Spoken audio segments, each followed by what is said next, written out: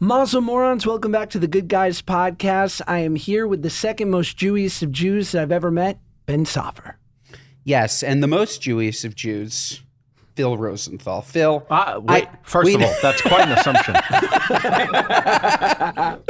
I presumptuous. I did happen to watch Somebody Feeding Phil, and you That's did not mention the name. That's not the name. Somebody feed Phil. Somebody feed Phil. I have like it my written. parents. I have it written. Somebody feed. They could never got Phil. the name right. I got Who's feeding him? No, Ma.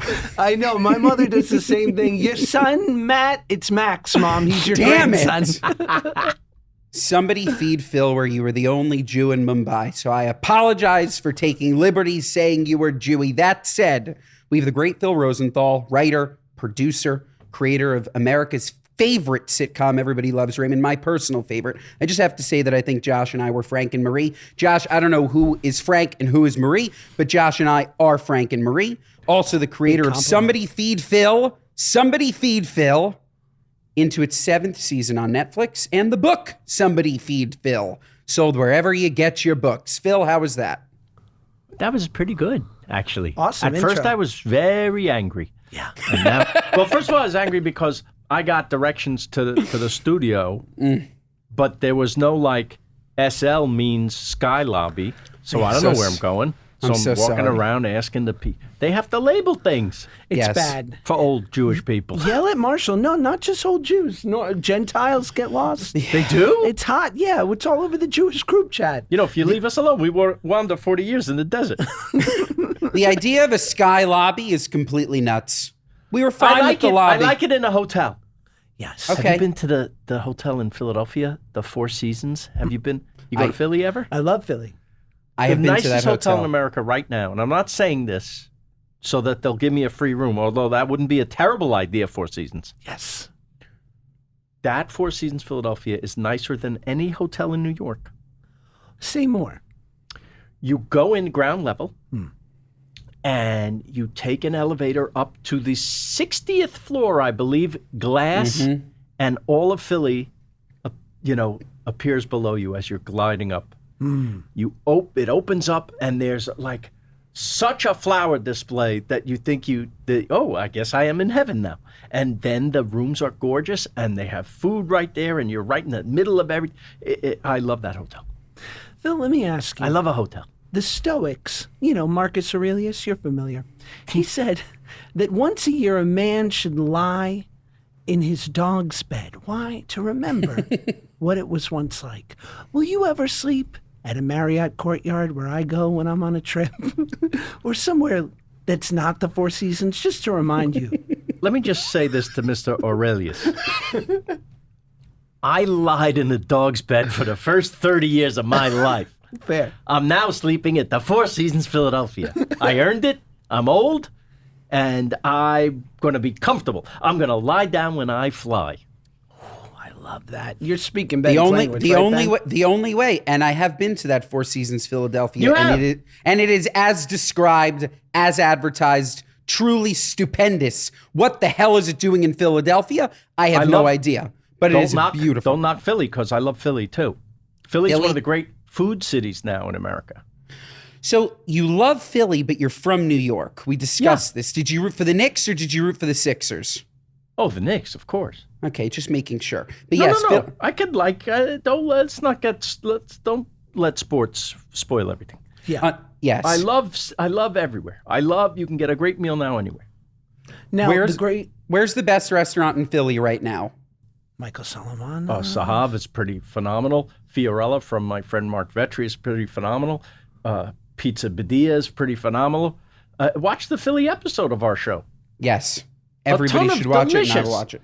It couldn't be more fun, Philly. I love Philly too. Yes? Have you had Little Nona's, the Italian restaurant in Philly? Nope. It's good. You love that one. I love that. I just love the word Nona. Because it's your Nona. I'd say the Jews and the Italians, we have good grandma names, right? Like Bubby, Zadie, Nona. They have better food. The Definitely. Italians have better food. Let's ask Yes. a non-Jew. Marshall, feel free to offend two different ethnic groups here. And he's a vegan, so you take it with a grain of salt. I will. Yeah, but a half Mexican. And I Yes. feel like that kind of trumps it all. Oh, your favorite food is Mexican? Right? I love Mexican. Wow. Yeah, I think bold there's claim. a James Beard winning Mexican restaurant in Philly too. Hold on, it was in the show. I can't remember everything, people. Did you go to Alabama in the show? No, but we did the Mississippi Delta. Because they weirdly have a lot of James Beard award winners in Birmingham. I went Yes. there and I was shocked. And was it great? Delicious. I can't remember the single name of a restaurant, but all the James Beards were great. Same with Memphis, driving down the Mississippi Delta, unbelievable food. It's a nice world. Let's talk. We forget that sometimes. We do, and let's talk about. I'm going to do this a few times throughout the pod because we have 3 utter insane foodies here. Let's break down our ultimate bread baskets because Ben and I have broken it down before. I assume you love a bread basket. You say no to carbs? Oh God, well, I don't say no to anything. Have you been to Vegas and been to Joel Robuchon, the fancy? Just say more. Say it all. Okay, so they bring a bread basket that's a bread bus. It's an incredible wheeled thing. Yes. Giant, like a portable bar, but on the bar instead of bottles. Every bread in the world, take as much as you want. And give us some of the highlight breads. What are the marquee breads? I don't know. There's stuff made with fresh, like tomato infused in the dough. There's stuff with onions. There's stuff with long baguettes. There's stuff you want to taste it all. Yes, every bread that you can almost imagine, and then you have these spectacular. It's a spectacular tasting menu. This is really a once in a lifetime meal. And then at the end, they bring over another cart, the same size as the bread cart, of desserts. Remember when you were a kid, you went to bar mitzvahs and they brought out the Viennese table? Sure. Right? This is like that. And there are little paper bags, like from a fine bakery, on the cart. What's this for? Take home whatever you like. Stuff these bags and bring them home. Oh, please. Ben's having an Ozempic crisis right now. Take it home. Unbelievable. What do you do with it on the plane? I would bring it on the plane. Do what you want. Wow. It's going to be best right there because it's all fresh and beautiful, right? But whatever you want, take it. They're like, listen, it's not a cheap place. I love a to-go moment. I love when they say, this is for the car because I'm sick. I'll be full to the gills. But I'll see. This is why I can't take food to go.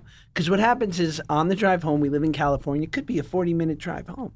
My hand is reaching but in the passenger aren't you full after seat. Dinner, or you do it anyway? But it's there. I understand. I'm listening to a podcast. I'm having the time of my life. 11 Madison Park in New York. This is a very high-end. Very. Michelin I went there. star. At the end of the meal, they said, forgive us. We know you. We made this for you. And they come out with a little jar. And on the jar is a hand-drawn picture of my dog. Oh, my God. And it says the Daily Murray on it, which is something I post every day, a picture of Murray, my dog, who I love more than life. And in the jar are their homemade dog treats for me to bring Murray. Wow. And I died. I said, This is the ultimate hospitality thing. A tiny bit creepy that they do such research into your life. Not so tiny. Pretty creepy. But when you, it's not like creepy. It'd be worse if I wasn't posting pictures on the internet of my dog, right? Yeah, it's a drone shot on Instagram. It's a drone shot of your dog from your backyard. This is from Instagram. What kind of dog? It's he's a Great Pyrenees mix, and he's a little crazy. So I always say he's half Great Pyrenees, half psychopath. Beautiful. Wow, but I love him. That's that kind of. I've never received that at the Cheesecake Factory. Forgive the factory, but they've never made any mention of my dog. This is a hotel thing now, too. In some hotels actually around the world, you will walk into your room and they have taken photos from the internet, from your Instagram, printed them and framed them. So you walk in and there's pictures of your family. And I have to say, It's slightly off-putting, as if, oh, is there a ransom note with this photograph? That's what I'm thinking. Like, is there a dollar amount? Yeah, right. Yes. But they want it to be only nice and welcoming, and for you to be blown away that they went to such an extent.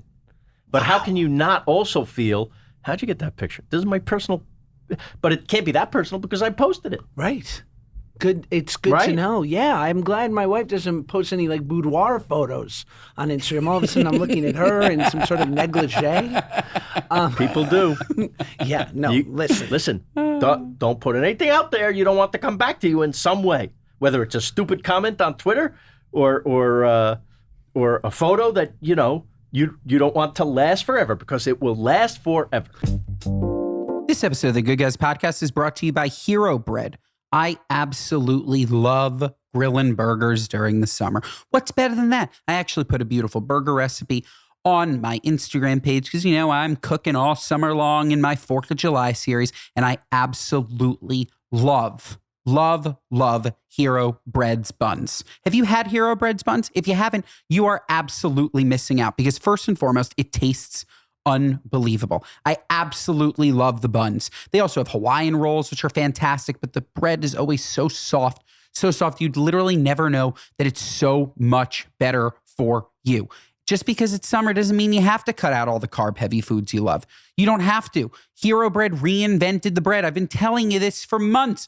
Reinvented the bread and buns that make summer great. Fluffy, delicious, flavor and texture with no net carbs, 0 grams of sugar, and fewer calories, plus protein and fiber. But I can't stress enough, it doesn't taste like that. It doesn't feel like that. The texture, it's so good. It's so soft. It's so delicious. It's so unlike other quote unquote healthy breads. It's unbelievable. And it's good for you. It's good for you. There's 0 net carbs. It's just something that you need to incorporate into your life. I highly, highly, highly recommend Hero Bread. All of your favorites, none of the consequences, none of the compromises, none of them. 0 to 1 net grams of carbs, 0 grams of sugar, and high in fiber. When you're eating bread, you'd be nuts not to try it. Okay, so keep the carbs out of summer without compromising flavor with Hero Bread. Get 10% off your order at hero.co and use code GoodGuys24 at checkout. That's GoodGuys24 at HERO.co. This episode of the Good Guys Podcast is brought to you by Built Rewards. Listen up, renters. Ever feel like you're stuck in this loop of rent payments, just watching your money vanish into thin air? It's time to turn that rent game around and start earning some serious rewards. That's where Built Rewards comes in. People often throw shade on renting, calling it a bad long-term deal. But what if I told you that with Built Rewards, your money isn't just paying the landlord, it's secretly plotting to fund your future dream home. Built's got the inside scoop on turning your rent into a legit investment in your home ownership journey. Okay, real talk. We've all been there, feeling like we're burning through cash with those rent checks. It's frustrating, right? But here's the deal. Built Rewards has figured out a way to make rent more rewarding. Say goodbye to the money bonfire and hello to a renter's revolution with Built. Built is breaking ground as the first rewards program that hooks you up with points on your rent. Even if you're still rocking the old school rent check vibes, Built Rewards has got your back. They'll mail the check for you. It's like having a personal rent paying assistant. Every month, you pay your rent and watch the Built points roll in. Use points to jet off on a dream vacation. Put your points towards a flight or hotel stay with 500 plus airlines and over 700,000 plus hotels and properties. Use your points to sweat it out. Redeem your points to book fitness studio classes. You can also use your points towards a future rent payment or toward a future down payment on a home. Pay rent hassle-free through the Built Rewards app. Your rent game just got a major upgrade. Earn points by paying rent right now when you go to joinbuilt.com/goodguys. That's joinbilt.com/goodguys. Make sure you use our URL so they know that we sent you. Joinbuilt.com/goodguys to start earning points with your rent payments today. Have you heard Jimmy Carr, the great comedian, his brilliant sort of take on his own cancellation that is inevitable, he says, and then what his reaction will be? Yeah, go ahead. He said, I've already made the joke that will cancel me. I made it 10 years ago, and it got a laugh, and no one remembered it. and they'll dig it up when it's appropriate, and they will take offense to something I said Yes. that worked 10 years ago but doesn't work today. And then he said, and when I am canceled, I will come out and say, I'm sorry. And they will go, you're clearly not serious. He goes, you mean to tell me that I'm capable of saying something I don't mean? Now you've got it. Bingo. Well, that's a very good strategy. It's pretty Bingo. good. Listen, Bingo. I don't know if you've ever worked in a writer's room. That we say things in the writer's room that are so purposefully offensive. Yes. The joke is that these are things you should never say. That's how I'm going to make a seasoned comedy writer laugh. Yes. Because we've all heard regular jokes. What if we talked about something holy to you, like your children, and unspeakable things involving them? Yes. Anyone would cancel us. I could get canceled for saying this as like, this is what we do. But it's none of your business. This is a controlled environment. This is private conversations. Everyone's there willingly. Absolutely. Right. And, I'm only thinking of this because there was that Friends lawsuit where a writer's assistant took offense at something that was said in the. I'm sorry, we're going to say everything in that room to warm up the car, Yes. to get in the mindset of laughing. I would imagine, as a brilliant comedy writer, Raymond is one of those rare shows that did live, 10, 20 years ago, and yet I'm sure they could do it today. You could do it today, right? You They wouldn't don't want it. But They didn't want it when we went on, and they certainly didn't want it when we went off. why is that? They wanted hip and edgy. But Speaking of Friends, they thought that Friends was the new thing. This is what we go for. Friends is the exception to the rule that God doesn't give with both hands. The cute, funny, adorable people, they were blessed, that cast, with also being charming and funny. Right. Most of the time, the people look like me and Ray Romano. Right. All of us, Yes. really, except Marshall, who's a smoke show. I'm going to get canceled for that. We don't I'm go. harassing my producer. Sorry, Marshall. We don't go to Playboy Centerfold for our jokes. Yes. Okay, the cast of Friends was gorgeous, Right. and so the networks thought, this is what we go for now. Just cast pretty people, because they don't know what's funny. If they knew what was funny, it'd be a home run every time. They don't know. Right. That's the intangible, is funny. Good looking is, objectively, plus. you can see this person is good looking, beautiful, It's sexy. why I don't Yes. trust Ryan Reynolds, and we promote Mint Mobile here. But it's true, though, to an extent. I'm like, how are you so handsome and funny? How can this be? Handsome Rare. plus Very funny rare. equals Ryan Reynolds equals movie star. Right. This happens not often. No. So when Raymond was done, I had another sitcom ready to go. Yeah, they told me the business changed now. We need you to be more hip and edgy. Hip and edgy. Wow. And I said, well, you got the right guy. I'm Mr. Hip and Edgy. That's incredible because like Ben is 31, 2. 32. Those. I'm 37. So in theory, not necessarily the core demo for Raymond when it was on, and yet we love the show. Oh, I mean, thanks. love. Grew up on it. Like I'm so happy. Yeah, fantastic. Loved it. And Loved it. all these things I'm saying about saying the horrible thing that you can't say outside, yes, none of that was in the show. It was a Yeah. show intentionally made for people with kids and people with parents. So hopefully you could watch it with your children and you could watch it with your older parents and no one would be offended. And that was actually a bit of a challenge that we accepted and liked. Right. How do we do it without saying naughty words? Right. How do we do it so that we don't offend? And if there is a suggestive line, it goes over the heads of children. Right. For example, we had a sculpture on the show. I don't know if you remember this. Marie's sculpture. She makes a sculpture. It looks like a part of the female anatomy. We never said the word, which you were allowed to say. Sure. Maybe not the absolute vulgar word for it, but the the certainly the proper, the physical scientific word. Yes. Yes. Whatever it was. You could say it. We didn't want to say it. We thought it's better not to say it. We wanted you to get it by the looks between the people and maybe a whisper in the ear, and then the way their eyes suddenly widened when they realized what they were looking at, and the audience was on board. It was so much better. It's so funny you say that because I recently realized what a child I am when I had to take my 5-year-old son Max to the doctor for his yearly physical. Yes. And he's gotten to the age where the doctor talks pretty directly and uses the clinical terms. Clinical, that's the word I was looking for Privates. Yes. And I was like, Laughing. Well, that's what I would do. I wanted to. And I also was like, she was like, listen, I'm your doctor. Your dad is here. Do you feel okay? I do need to look at your... Mm-hmm. It's going to be like the episode. I'm not going to say it. Okay. But I do need to look at your... Is that okay with you? And a parent should always be here when that happens. And I'm your doctor. And I wanted to be like... And she said the word. And I wanted to be like, Max, you're woo-woo. Like, Great. Great.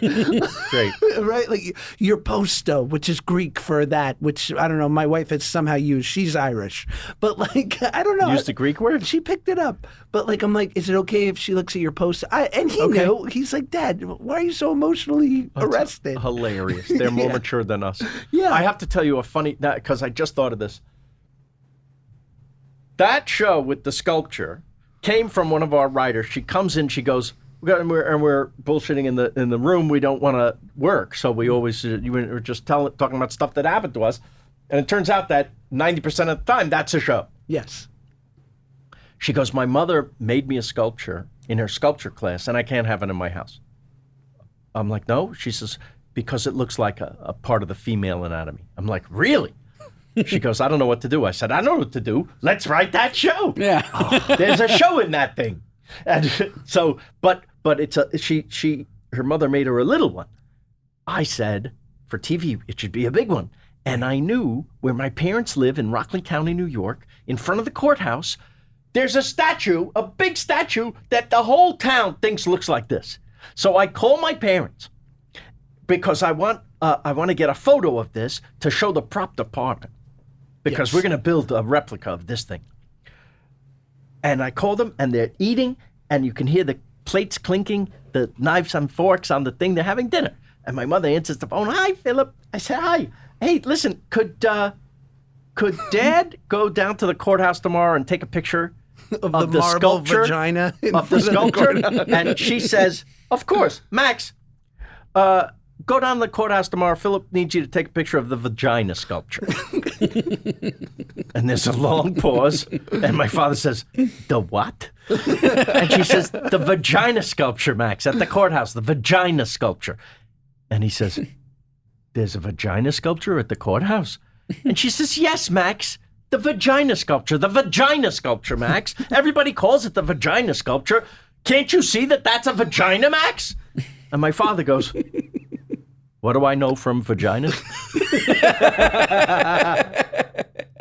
God bless him. And they took a picture, and that's in the show. Oh, They that's made that in good. the show. So the three of us are blessed to have these incredible Jewish parents. May their memory be a blessing, Philip. Like these, and we all have these stories and this shared experience. Can we I have one ready to go, but can we all tell a story of our a great? Always helps if it's embarrassing story of our Jewish parents. Of course, go ahead. All right, I'll tell. This is one of my favorites from my mother, Barbara. So, and it includes food, so it's perfect for us. So, I go to meet my mother at Dantana's restaurant. Yep. Famous institution in LA, old school Italian restaurant in West Hollywood. And I'm going there to meet, and of course we're going to meet at 6:00. So she got there at 5:11, and so she's camped out there. And I walk in, and it's kind of dark, and it's early, so there's not a lot of people there. But there's a lovely looking man and his son there, taking his son for an early dinner at Dantana's. And then I look a little more closely, and I see that man is Ryan Phillippe. Ah. And then I see he's talking to someone. And all I hear is, ha ha, you crack me up, Ryan. And I turn the corner and it's my mother. Wow. And now I see that not only is my mother talking to Ryan Phillippe, but as I walk in, I hear my mother say, and I quote, "Oh, there's my son. You know him? He's famous too." Oh, my God. To Ryan. Oh, my God. "You know my son? He's famous too." Yes. And I go, "Ryan, it's nice to see you." He goes, "Have we met before?" I said, "No, I'd remember."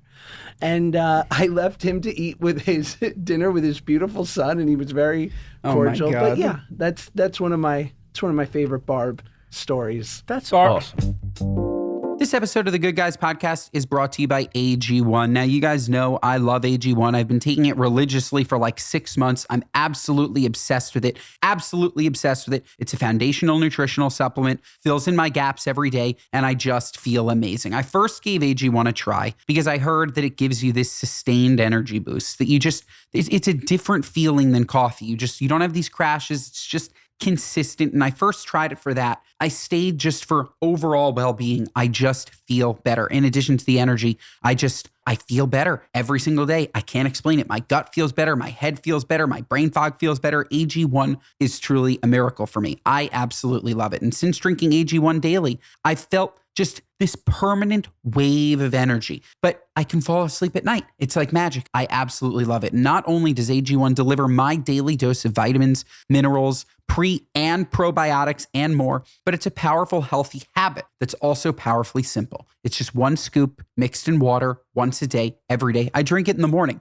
So I'm having 16 ounces of water the second that I wake up. You talk about building healthy habits. It's absolutely been a game changer for me. AG1 is the supplement I trust to provide the support my body needs daily, and that's why I'm excited to welcome them as our partner. If you want to take ownership of your health, it starts with AG1. Try AG1 and get a free 1-year supply of vitamin D3K2 and 5 free AG1 travel packs with your first purchase exclusively at drinkag1.com/goodguys. Those travel packs are everything to me, folks. I bring them everywhere. I go on vacation, I bring them. It allows you to stay consistent. It's that one pack. You pour it into some water, single dose. They're absolutely amazing. So again, the D3K2 vitamin and 5 free AG1 travel packs with your first purchase exclusively at drinkag1.com/goodguys. That's drinkag1.com/goodguys.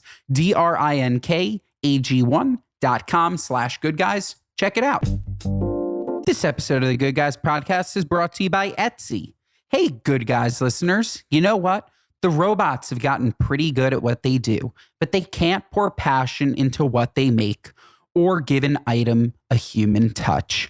On Etsy, you can find something handmade, handpicked, or designed by independent sellers who pull from their unique experiences and bring their whole hearts to their small shops. Discover hand-blown glassware, reclaimed furniture, personalized jewelry, handpicked vintage pieces, custom designed artwork, and so much more. The fingerprints Etsy sellers leave behind reveal who they are, human beings determined to make human connections. Now, I absolutely love Etsy when I'm trying to be creative with a gift or if I'm trying to get something for myself. I ordered a beautiful custom cutting board recently that an amazing Etsy designer made for me. It is absolutely perfect, handcrafted. As they mentioned, the human touch. I am so excited for it to come. I can't wait to show it to you guys. That's the reason why I go on Etsy. So the next time you're shopping for yourself or someone special, choose extraordinary items, handmade, handpicked, or designed by small businesses. Folks, why would you settle for anything less? Keep commerce human. Discover small businesses on Etsy.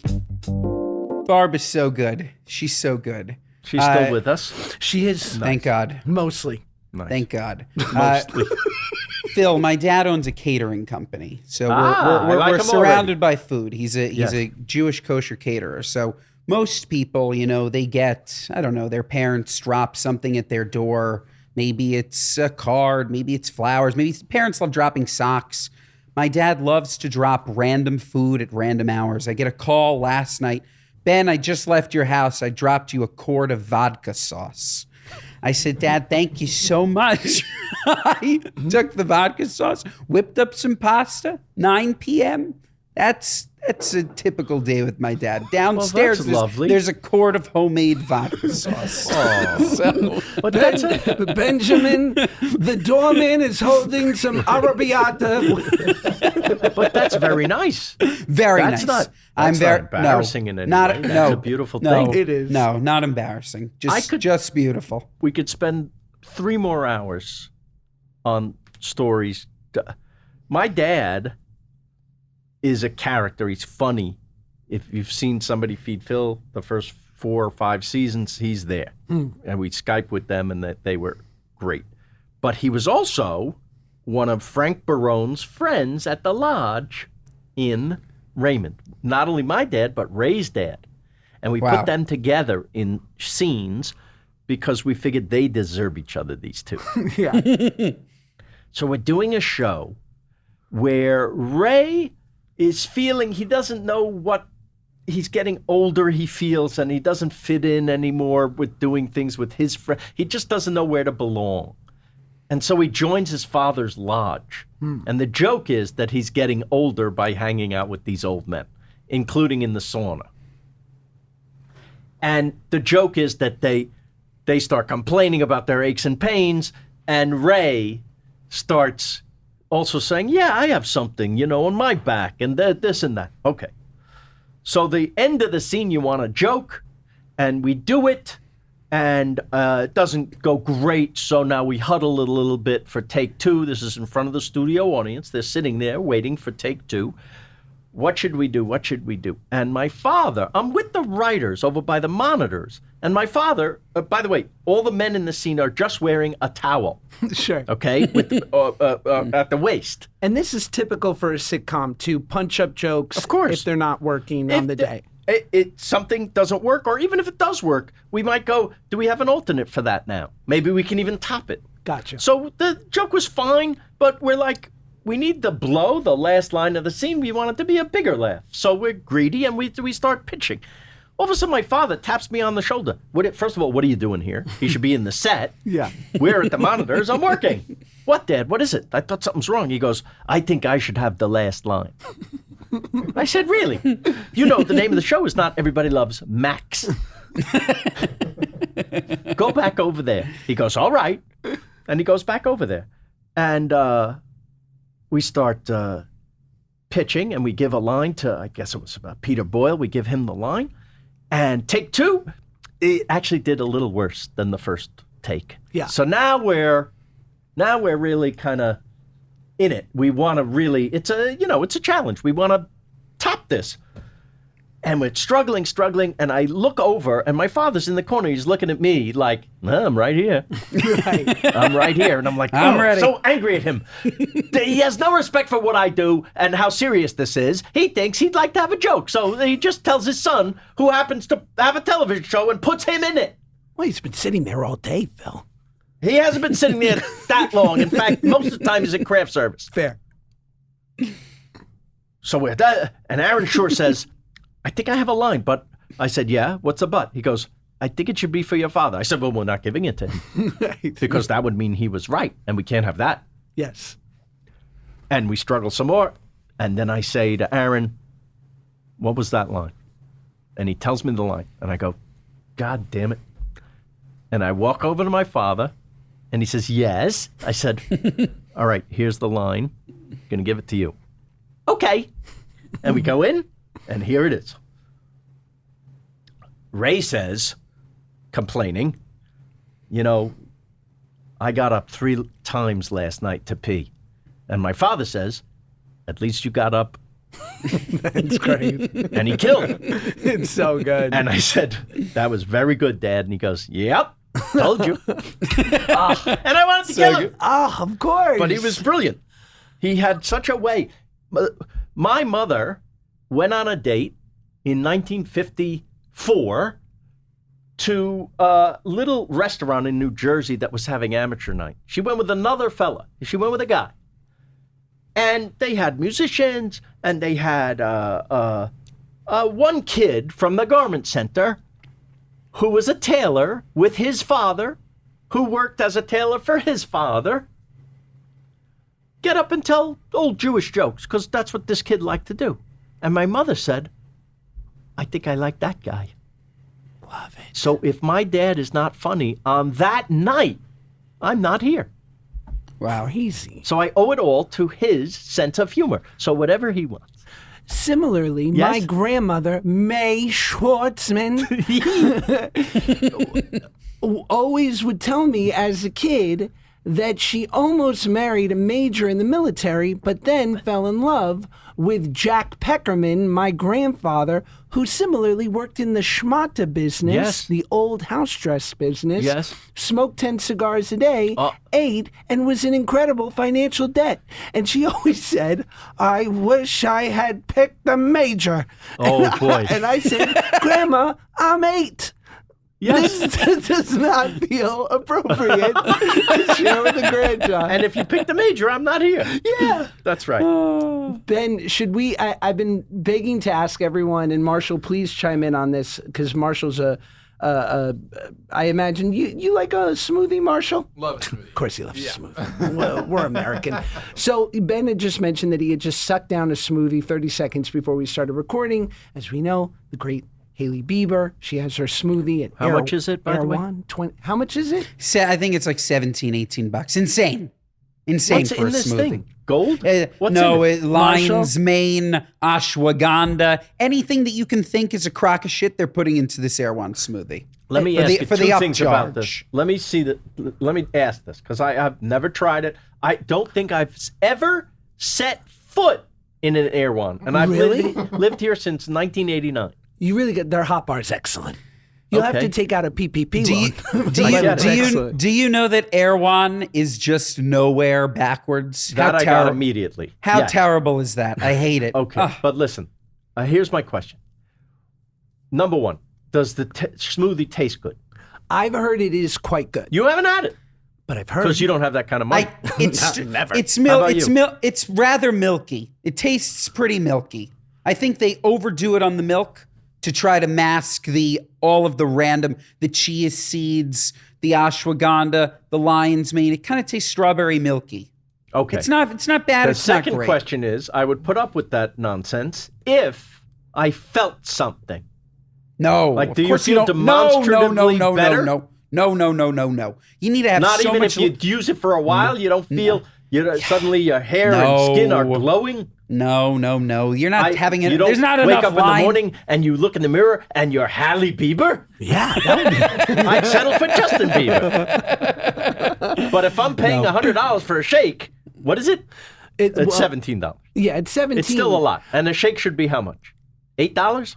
It should be closer to 8. But okay, so what would be? Let's everyone chime in. What would be in the Phil Rosenthal shake? Chocolate and peanut butter Love. and a banana, and then you have a nice protein thing that tastes chocolatey and nice, and you have the holy trinity of flavors: chocolate, Phil- peanut butter, banana. So How about Phil, that?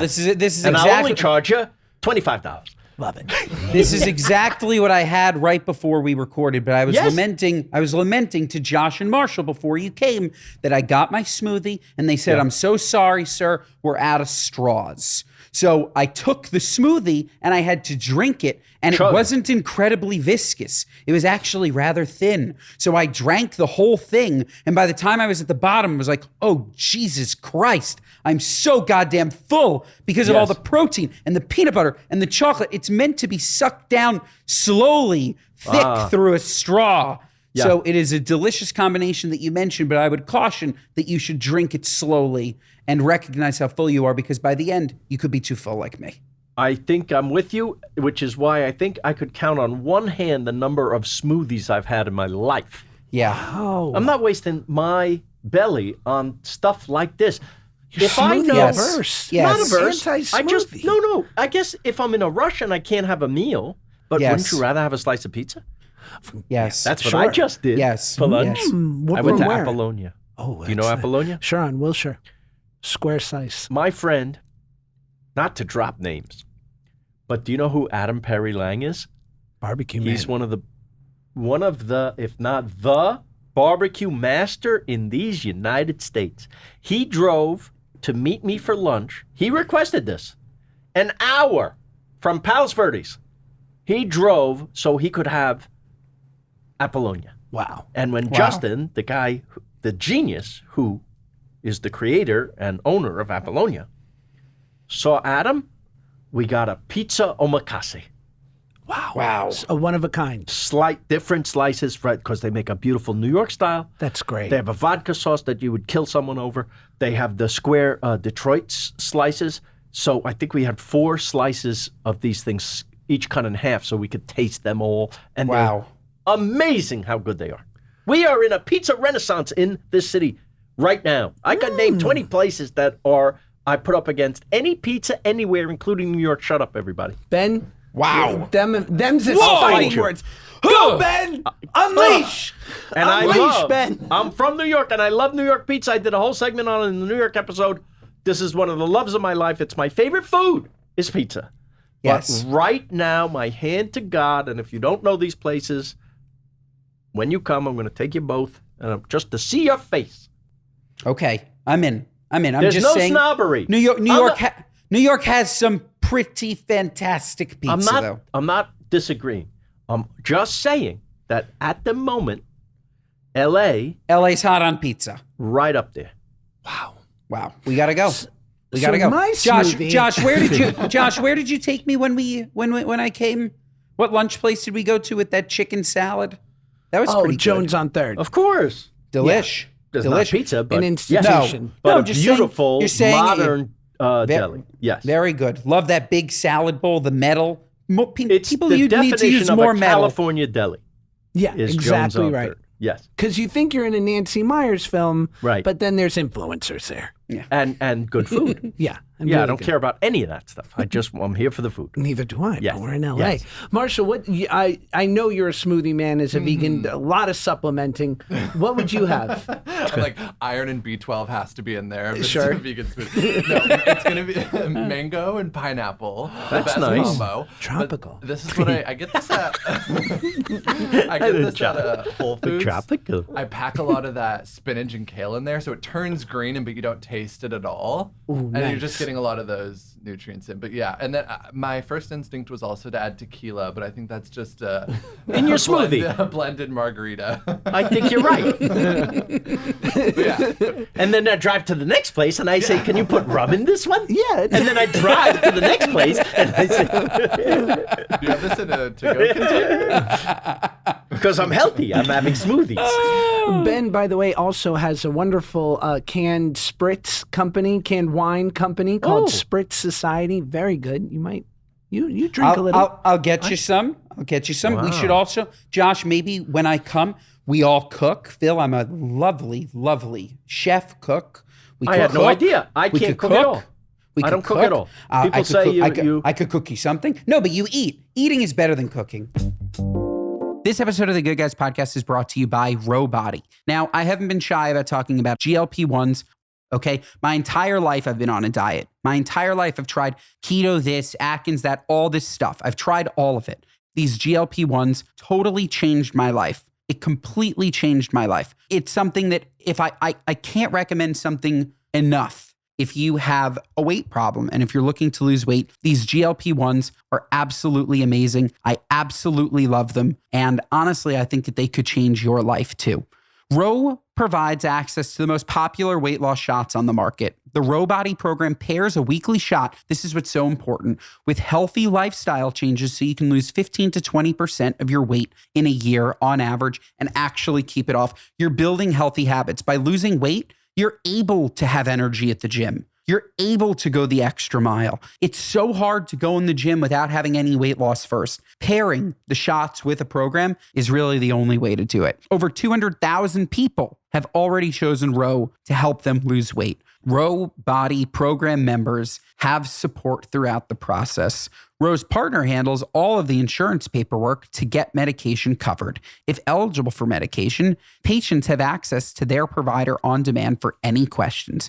You can sign up online from the comfort of your own home. This means no scheduling a doctor's appointment, no commute to the doctor's office, and no waiting rooms. So, folks, are you ready to join Row? Average weight loss is 15 to 20% in year one with healthy lifestyle changes. BMI and other eligibility criteria apply. Go to row.com/good. Sign up today and you'll pay just $99 your first month and $145 a month after that. Medication costs are separate. That's ro.co/good. row.co/good. Well, will you tell Ben, and this is, Phil is an extraordinary guy. I'm not going to embarrass you here, but the level of good fortune that he has translated into philanthropy and how wonderful his family is to so many communities in LA and so many different people in need. But I would say the one thing that you do with your money that's exactly what I would do for fun. This man knows how to throw a dinner party. And he will, on a Sunday night, you'll have a movie night, and he will invite a black belt chef. I'm talking high operating level chef to come over, like the great Daniele Uditi from Pizzana. And we have a wood-burning pizza oven in the kitchen. Yes. Which I, by design, because I've been doing movie night since I'm 15 years old. When I was 15, our neighborhood in Rockland County, New York, got HBO. And HBO, for you young people, was the first time you could see an unedited, uncensored, uncut, uninterrupted movie in your house. Do you know what that means to a 15-year-old boy, that a new R-rated movie is coming every Saturday night? I call my other idiot 15-year-old friends and say, come over, we're going to see something. Right. And then we'd order pizza. This, through the years, as I've gotten lucky and then a little luckier, has developed now to the point where we have a dedicated movie room I dug down so we'd have stadium-style seating, 3 levels, a big screen, digital cinema projector with DCP's digital cinema packages, which are the exact same as you see in movie theaters. And I get these films because I'm on some courtesy, kind of professional courtesy list called the Bel Air Circuit. Oh, that's nice. Wow. So we get movies the day they're released. The Staten Island circuit, you get them, but they You have were to filmed, kill someone. They were filmed in the theater by a guy named Rick. And when we moved into this house, I just said the movie room will be here, and the kitchen was 4 little rooms. It's a 100-year-old house. We blew out the walls and made it a big, what they call a great space. And right there is a wood-burning pizza oven in the kitchen. Wow. So everything now has been elevated to as high as it can be. And who's going to make the pizza? At first it was the people from Mozza, and then they still come once in a while. But during COVID, they lost a few people, so they couldn't do it. So I asked my friend Daniele Uditi from Pizzana, could I rent one of your pizza makers to come make pizza? And he said no. And I said, oh, okay. He goes, I want to do it. So he comes himself. Wow. And makes the pizza. Can't do it every week, but by the way, when I can't have him or Mozza, at Bologna, I have 10. Nobody complains. You were eating right out of the box. Couldn't be better. That's good. It's a good time. But Pizzana, this guy is such a phenomenal. Do you know Pizzana? No. But to have a world-renowned pizza chef cooking in your kitchen, in your pizza oven, I want to be Phil Rosenthal when I grow up. This is a dream. This is a dream. The thing.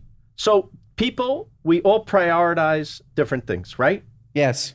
This was a priority to me, to share this love with my friends and family. And the best part of this movie night, as it's elevated every, iteration of the house and the technology, is, and because the pizza is so good, I can get people associated with the film to come to the screening. I think they're there for the pizza, but they'll like, here we are watching West Side Story with Rita Moreno. Crazy. And then she talks for an hour and a half about the making of the movie to 25 of us. Wow. That's awesome. I mean, going to Phil's house for these is pretty incredible because even if it's someone not connected to the film, these are heavy hitters. You'll be eating the best slice of pizza of your life and you'll turn and you go, hi, Jane Fonda. And she's lovely. She's lovely. Will you give, Ben, you tell me if this is okay to ask. I feel like our goal is you. You know, as Yes. as you know, great Jewish men in training. Our goal is to be you. Yes. Give us a look into what we have to. What's it like being a great Jewish man of your? I only looked it up, so I only know now that you're in your early 60s. I'd never know, but like, give us a snapshot. What do we have to look forward Here's to? a snapshot. Bend over for your prostate exam. Oh yeah. You got that to look forward to. Good. That's There's unfortunate. I'm stuff down to clown. How about the colonoscopy? That's everything now. Why are they so interested in that particular orifice, everybody, as you hit a certain age? Yeah. There's so many things going up and down in there. Can't stand it. So many scopes. It sucks to get. Yeah, I'm certainly not the first person to say this, but you guys. I wish I was you. I And get we it. wish Look, we were you. No one Look likes at the that. paparazzi. Always wanting. There's always like wanting. I went to the doctor, I think I was 50. I go for a checkup. He goes, any aches and pains? I go, yeah, well, after I run, my hips hurt a little bit. My lower back hurts a little bit. He goes, how old are you? I said, 50. He goes, you've run enough. That's what you have to look forward to. You've run enough. But you still run. No, No, you I gave had to up? shift into now I walk a lot and I do weights every day. Okay. This doesn't happen by itself, Josh. No, listen, you are fit, my friend. I was gonna say, from the camera, you look like you're in fantastic shape, and I was gonna Yes. ask, as a big foodie, have you ever been on the larger side Yes. of thing? You have. Oh, my kids used to Okay. call me Fatty Daddy. That's endearing. Yes. Endearing. Listen, when you're in the writer's room, okay, and you're working there all day, the only sunshine coming in that room is the menu. Mm. And when the menu comes at lunch and you're working on a show in television, this was, 10, 20 years ago, at least, the business has changed now. Where do you want to order from? Anywhere you want. What should we get? Anything you want. Should we get dessert? Sure. What should we get? All of them. Because why? Because we're in show business. Yeah. And it's all paid for and it's all fine. If you would have told me when I was working in New York, a struggling actor, and having all these odd jobs, bartender, temp guy, ran a deli, all kinds of odd, that this would be a life of making comedy, laughing for a living in that writer's room, saying all the horrible things to each other, to your friends, laughing like you've never laughed ever, all day, every day, and then food, whatever you want, every day. Yes, I gained 30 pounds. Wow. Yes, and then when I was 40, I went for my checkup, and he said, oh, your cholesterol's a little high for your age. Now, nobody's ever told me anything, that there was something wrong. Oh, you're so lucky. Not over here. Yeah, really? I've been getting wrongs from 9. Yeah. Yeah. Well, I understand. I wish you'd seen the look on Phil's face. No, my I know. entire filmography just jumped in front of him. He was like, "Oh yes." But look at you were now. you. It has a Yes. happy ending. It really does. Have you ever? I feel so stupid asking you this. Have you ever considered testosterone replacement therapy? Any No. of these things that No. men of your age dabble in? Don't mess with me. That's the thing. I don't understand plastic surgery. People, if you're listening, leave your goddamn self alone. Yeah, Amen. Josh. I don't sorry. I just had a procedure. There are people who do stuff to their face that I Yes. will never understand. Me too. You think like you on look like younger? You may have less wrinkles, but now you are half human, half duck. What did you do to your lips, I want to say? What are you doing? Leave yourself alone. You look now, you don't look younger, you look weirder, and you look like that other person who did it to their lips right next to you. Yes. So you all look like you come from a planet of crazy surgery. yes. And especially if you're an actor, your face that's where everything is. I swear to God, I can't look at certain actors and actresses anymore because of what they did. That's all I'm looking at. It's so distracting. Definitely. I recently had a small procedure around my eyes, and I don't look right. Anyway, They look great. They look that's great. the idea. Okay, but for every one of you, Right. there's that, which is how they're going to use your picture to sell the procedure. Sure. Then you get, the lady who looks like a cat in New York. Oh yeah, yeah. And then people start going for that look. That becomes like a goal. They want to look artificial. In other countries, there are other countries that this is almost a culture. Right. Well, listen, I guess it's a culture here. Wow. Crazy. Leave yourself alone. We love you the way you are. I love you the way you are, people. Don't mess with your face. You hear that, Ben? I'm canceling it. Should we get to a speak pipe or two before we're done? Sure. Yeah. Okay, so our final segment, and you can prepare for it now, but we won't do it just yet. And then, Josh, you want to do What Are You Nuts? Yes. Okay, perfect. Yeah, continue. But I'll let you prepare now. We end with something called What Are You Nuts? And it's our gripes for that week with people, places, and things. Nothing too... I can go right now. Okay, great. Love it. What should we do? Let's listen to a speak pipe and then do What Are You Nuts? What does that mean? Okay, so a speak pipe is people leave us messages asking for advice. I love that. Asking for something. Oh, that's how I end my live shows. Love it. I said, ask me anything. It doesn't just have to be somebody Phil or Everybody Loves Raymond. I'm very good with relationship questions and ethical problems, so I'm ready. Okay, perfect. Go to speakpipe.com/goodguys if you want our advice. And here we go from Maddie.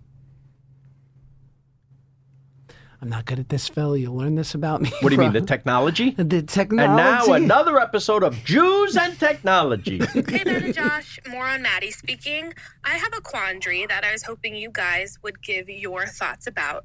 So my older brother and his wife are about to have a baby, and it's the first grandchild on my side of the family. So my parents are trying to think of their grandparent name. And my mom is adamant about being called Foxy. I'll say that again. My mother wants to be called Foxy by her grandchildren. In her defense, her maiden name is Fox, so it's sentimental to her, which I get. But at the same time, Foxy literally means sexually appealing. And so I just can't fathom my future niece or nephew or my children later down the line calling my mom Foxy. So I just wanted your thoughts. One, am I overreacting? Is this not a big deal? Two, if it's weird, how can I go about suggesting maybe a more normal name? Perhaps Grandma. So I'd love to hear your thoughts. I also would like to know if you guys were to become grandpas later down the road, what would your grandparent name be?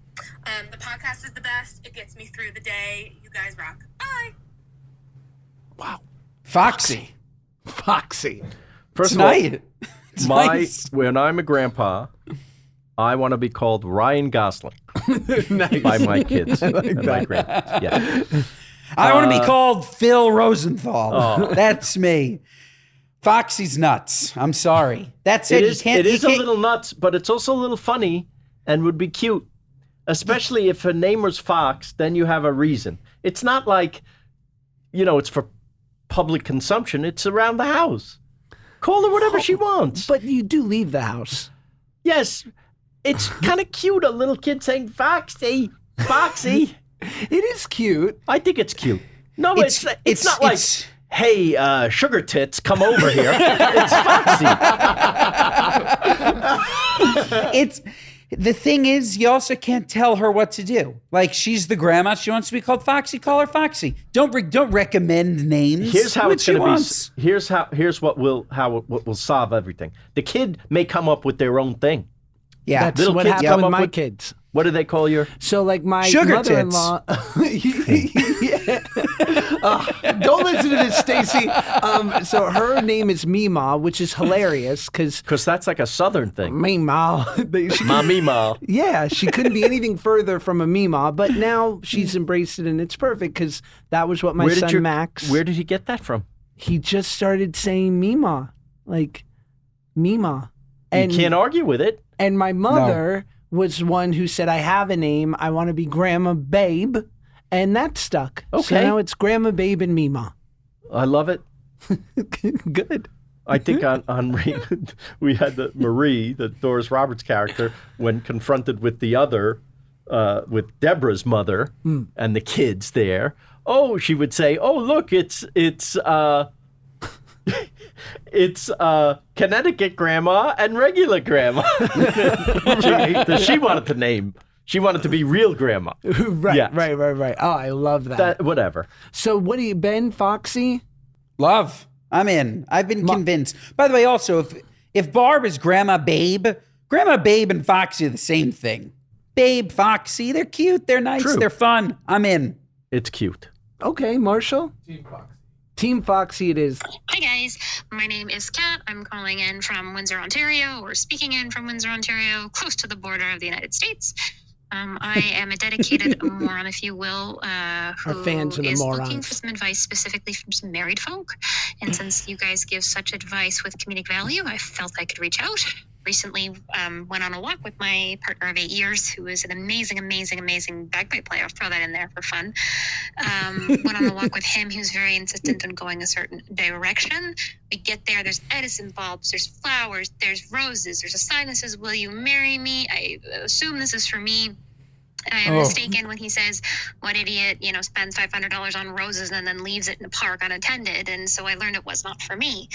The point of me telling you the story is, since I've had a very itchy ring finger, I don't want to be the girl who's like super controlling and mean and like demanding about it, but I'm also at the point where we've been dating for like almost 8 years. Like, I really want it to happen, but I don't want to be like a controlling, mean person. I specifically have a lot of student debt, so like I get maybe wanting to pay some of that off, but just looking for some thoughts on how I bring this up without being a controlling person from the perspective of 2 married men. 3 Have a married great day, men. guys. You're not controlling. That guy's got to shit or get off the pot. 8 years. That's too much, especially if she's an itchy ring finger. I have Help to a ask girl you, out. dear, don't you talk?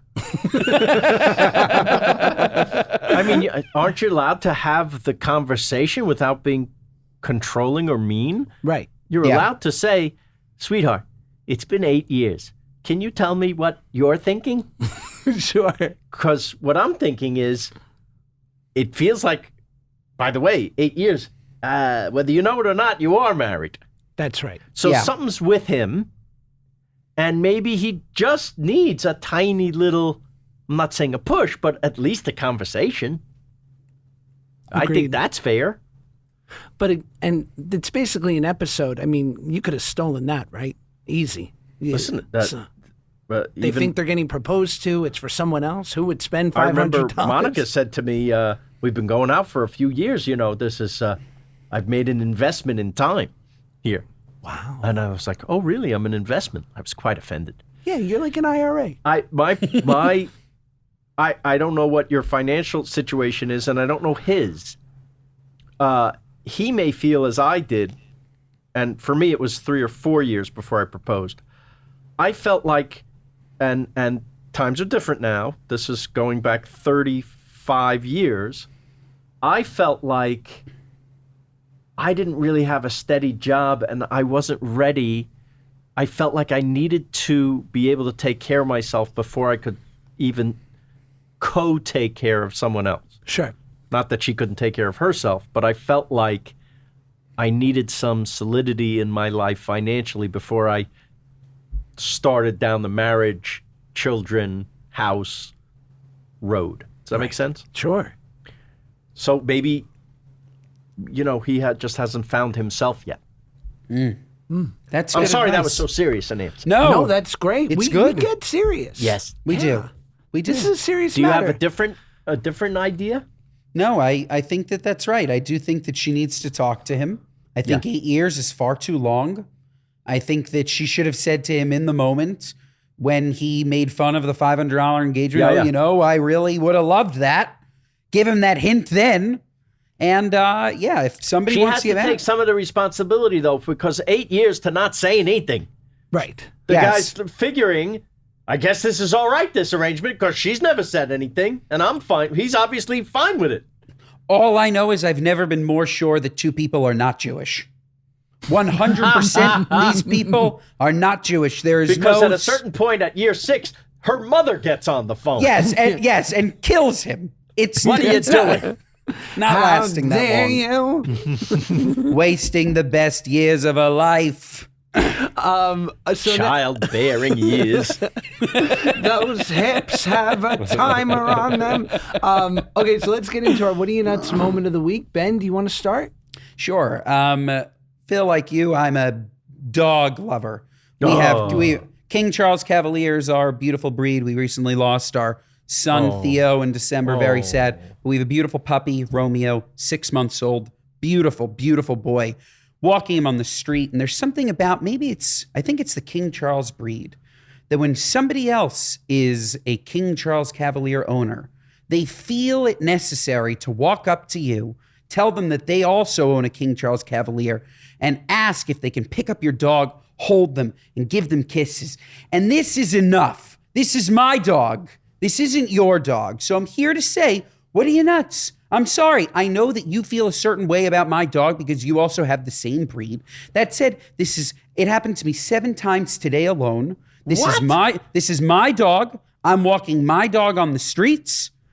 He needs to go to the bathroom. He needs to pee. He needs to poop. I don't need these interruptions. People literally come over and pick up your dog. Literally come up without and say, asking. No, they ask. They say, "Can I pick up your dog?" What would you say?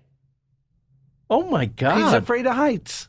It's like someone's literally picking up your baby. Yeah. Yes. You would feel very uncomfortable, and begrudgingly, you'd say, "Okay, sure." And then they pick him up and they give him a kiss, and you're like, "This isn't your dog. This is my dog." So here's what you do. Here's what you do. You say, ordinarily, I would say, of course, but today he has unbelievable diarrhea. Good.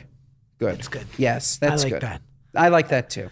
And that applies to humans. Yes. Yes. I say it when somebody wants to hug me too much. I agree. You do a meet and greet. I would love to, but for your safety.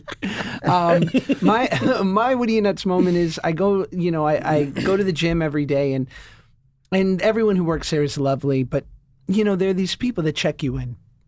And on the board, I've seen this behind in their little, employee quarters, it says, "Friendliness is our language." Oh.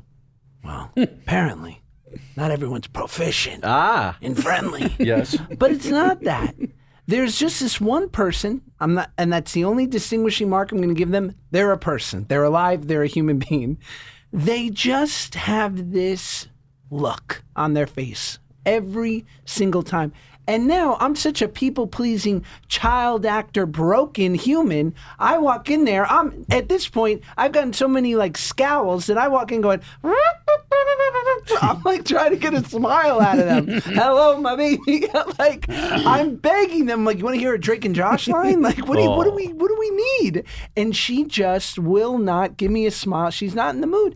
And so eventually, we got to chatting once, and she was lovely and friendly. It's just her disposition. So I would say, if you're in a good mood, tell your face that. What are you, nuts? We call this a phobisinapunum. Yes. Yes. And it's a problem. Yes, a phobisina. Yes. In English, it's a resting bitch face. Yes. And I these are understand. problems. It's a problem. Some people can't literally help it. They don't know what their face is doing. Yes. It may be a reflection of what's inside, but it may not be. She was lovely. Yeah. I heard this. I think I heard it on Paula Poundstone's podcast. She reads interesting facts about stuff. People who smile and say hello to other people without expecting a hello or a smile back are generally happier people in life. So, Josh, I would say to you, keep doing what you're doing. It doesn't matter if they even smile back. You don't want to be them. You want to be you. So always be nice, always smile, say hi as you walk down the street. Hi. Doesn't matter if they look up or nothing. Yeah. You doing Yes. that makes you feel better. Love it. That's why you do it. Yes. Phil, what do you got? This is a societal thing, not a particular human. Is that all right? Sure. Please. What's your biggest pet peeve in the restaurant? Probably waiting for a table. Okay, fair enough. Pet peeve when it's too loud. That's me. That's exactly my what are you nuts. I'm here to talk to you. That's why I went out with you. I want to have a conversation. I don't want to hear your playlist. Restaurant. Yes. If I wanted to listen to music, I picked my music at home. I didn't come here. I came here for the food and talk to my friends. What are you doing? And now, because I'm kind of in the restaurant business, I invest in restaurants, so I've learned something. Do you want to guess why the music is so loud in so many restaurants? Why the noise level is so crazy. So you don't hear the kitchen? Nope. So you don't hear the other tables? Nope. So you don't hear chewing? Nope. I have no idea. Does it psychologically make you hungrier and order more food? Very wrong. Get you out quicker. That's it. Wow! Turn tables, these greedy capitalists. It's not even, you would think that because you're the customer. But look at it from their point of view. They're barely eking out a living. The margins in restaurants, you've heard this before. The restaurant business. So thin. It's impossible. It's an impossible way of life, as they say. Right. You can't make money. You must. If you lose one turnover of a table, meaning one seating of one table, because the people stayed from 7 to 10 instead of 7 to 9, right? Right. You don't make money that night. That's how thin the margin is between profitability and not. I have an idea to combat this. Please. Do you think that people would be comfortable the same way that clubs have a table fee? Do you think that people would be comfortable paying a flat fee for a 2-hour block or a 3-hour block? Food is maybe a little bit cheaper as a result, but you're covering your nut. So you walk into the restaurant, it's $200 for a 2-hour table. I think you can do that. I think that's a good idea, but I don't think you have to charge people for the time they said. In other words, let them know. Yes. Just like you're booking a show. Yes, we have 7 to 9 available. And then at 9 o'clock, gotta go. Show's over. And it's your responsibility as the restaurant to feed them generously and in that time. Yes. So that they can have a leisurely evening and then go. And then you're perfectly within your rights to say, it is 9 o'clock and thank you for coming. Right. Right? 2 because hours they knew is in plenty. advance that it was going to be 7 to 9. Right. And maybe you're right. Maybe if they listen, we're going to want to stay longer, but you book it for an allotment of time. 2 hours is 2 hours is more than enough. As I'm saying that, this will also take away one of the things that I think we love about restaurants, which is it's going well. You're on a date, let's say, or you're having a wonderful reunion with your friends, and it could go on 4 hours. I disagree. I disagree too. Go somewhere else. Too long. Yeah. Not too only long. that, any dinner over 2 hours has become unnecessary. Well, there are restaurants that have the 4 or 5 hour tasting menu too, but that's a different animal. Yeah. But this could be a reunion with the father I never met. At Yes. 2 hours, I go, Yes. I think I hear that was his name. Yes. Let's take a walk. I don't know why you can't. We should be able starts hurting. to book a time. Yeah, book a time and limit. then let's change up the scenery. But yeah, those 3-hour dinners, they take a lot. I mean, it's the ultimate quality problem. And then people will be like, oh, I'm going to order something at 2 hour 45. Like, let's do another dessert. I'm like, no. Yeah. Let's go. Well, yeah. We'll But go out for ice cream. yeah, I mean, I guess it depends on the night and the restaurant. Phil likes a nice long dinner. No, I Nice don't. I and really long. don't. My back hurts. My back hurts thinking about it. Yeah. Right. But what if it's comes 9 o'clock and they don't have another table coming in, and they are still eating or ordering drinks at the very least? You got to be a little flexible too. You Little do. flex. Phil, thank you for doing this show. Did we solve this? This was incredible. I think it was solved. As long as we solve something, it won't feel like a total loss. I think it was solved, and this was honestly an absolute joy. Like what a splendid hour, whatever we've had. Thank you so much for coming. But you It was have so another great to table meet you. coming in. We do have They need another- the table. Well, listen, we got to turn the table. We the margins. booked a slot. Yes, I understand. I'm out. This entire episode of the podcast was like if Oppenheimer was a war over appetizers. You know. This is, I have a question for you. You're in Oppenheimer. yeah. Very good movie. Why was it in IMAX? Ben, take us home, will you? Let's end the pod. You can tell me off camera. You think I question Christopher Nolan? I do. Well, What? Well, folks, that's our show. As always, you can catch us Mondays and Thursdays, audio, Spotify, Apple, wherever you listen to your podcast. On YouTube, watch us on Josh's YouTube channel. You got to see us laughing, interacting. Watch us, then listen to us. Double the views. It's fantastic. Share our clips, Instagram, TikTok. Send them to a friend. Give us 5 stars. Otherwise, what are you nuts? We'll see you next time.